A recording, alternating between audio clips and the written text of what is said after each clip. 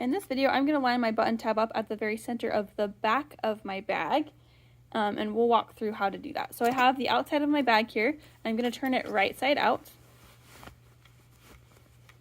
and I'll make sure the pocket's on the right side here. I'm going to use my fingers to kind of poke out my corners. And then I should have my bag like that. So here's the back of my bag. Here's the front of my bag. It has the pocket on it.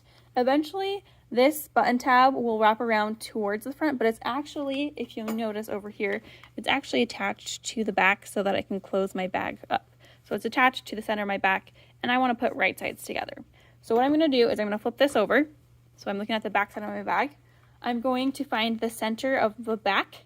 So I'm going to find this seam on this seam, both my two seams, and I'm going to put them together. And then I'll just kind of use my fingers to find that center all the way down here.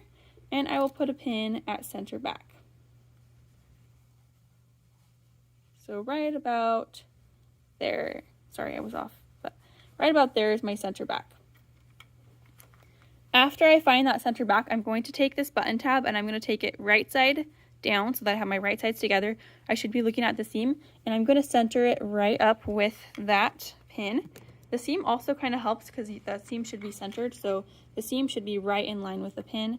And then I'm going to pin this to the back of my bag, not to the front, just to the back, and I'll pin that right there. So this is going to let me know that's where my button tab should go when I put everything together.